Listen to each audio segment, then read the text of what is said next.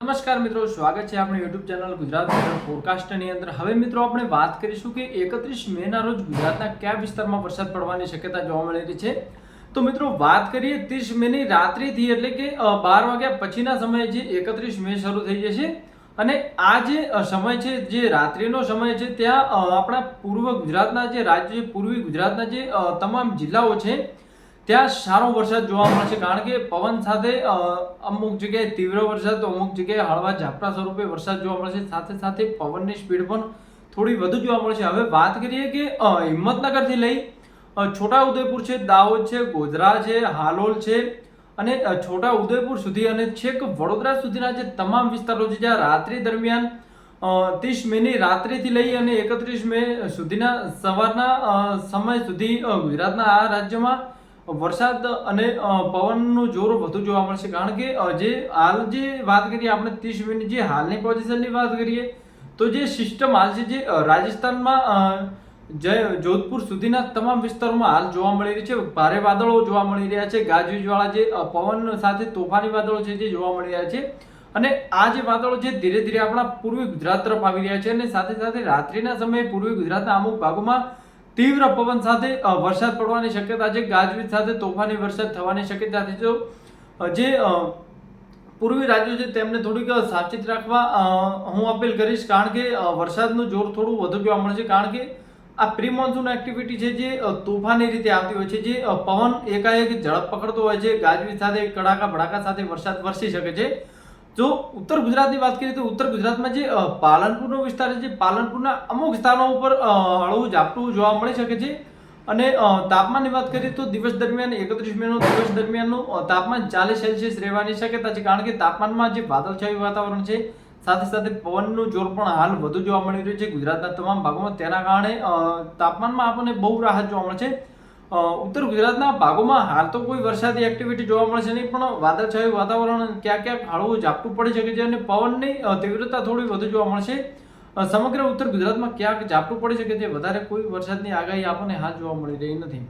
હવે વાત કરીએ મધ્ય ગુજરાત, તો મધ્ય ગુજરાતના તમામ વિસ્તારો છે જ્યાં અમદાવાદથી લઈ મહેસાણા, પાટણ, સાબરકાંઠા આ જે તમામ વિસ્તારો છે ત્યાં તાપમાનની તીવ્રતા આપણને સાવ નોર્મલ જોવા મળશે। તાપમાનમાં અતિશય ઘટાડો જોવા મળશે। કારણ કે જે તાપમાન છે જે પવનના કારણે એક તો નોર્મલ થઈ ગયું છે, સાથે સાથે આવી સિસ્ટમો લગાતાર હવે આવતી રહે છે, જેના કારણે વાદળછાયું વાતાવરણ રહેતું હોય છે અને તેના કારણે જે ભેજ હોય છે તેના કારણે જે તાપમાનમાં અતિશય ઘટાડો જોવા મળતો હોય છે।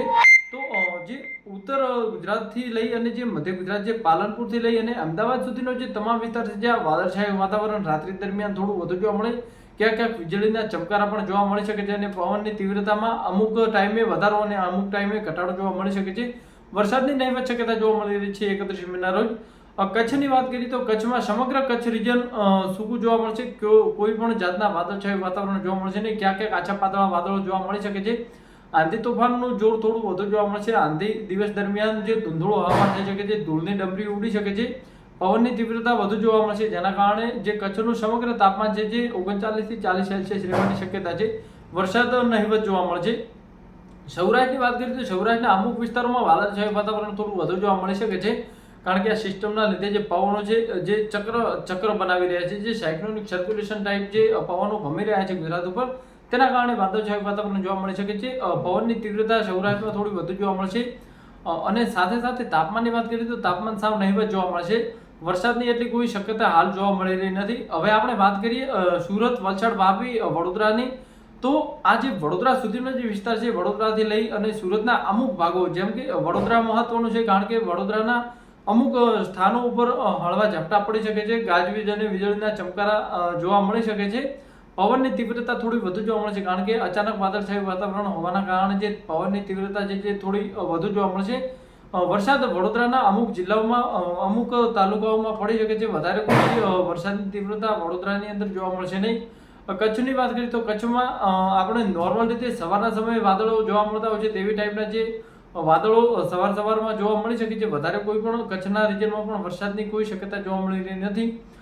દ્વારકાથી લઈ ઓખા, પોરબંદરનો જે તમામ વિસ્તાર છે, દરિયાઈ પટ્ટો છે, ત્યાં પવનની તીવ્રતા થોડી વધુ જોવા મળશે। કારણ કે સિસ્ટમના લીધે જે દરિયાઈ પવનો છે જે લગાતાર આવી રહ્યા છે તેના કારણે પવનની તીવ્રતા અંદાજિત 25 થી 30 કિમી પ્રતિ કલાકની જોવા મળે છે કે જે વિન્ડ સ્ટોર્મ થોડું વધારે આવી શકે છે, જેના કારણે તાપમાનમાં અતિશય રાહત જોવા મળશે. પણ જે તોફાની પવનો છે જે હાલ જે દરિયાઈ વિસ્તારોમાં એટલા જોવા મળશે નહીં, પણ જે માછીમારો છે તેમને દરિયો ન ખેડવા વિનંતી કરવામાં આવી છે, કારણ કે હાલ જે મોજા છે જે સખત ઉલળી રહ્યા છે, વધી રહ્યા છે, જે તેમની હાઈટ વધારે થઈ રહી છે, જે પવનને કારણે થઈ રહી છે, જે અતિશય પવન ફૂંકાય છે તેના કારણે મોજા વિકરાળ રૂપ દેતા હોય છે, તેના કારણે દરિયો ન ખેડવા પણ વિનંતી કરવામાં આવેલ છે.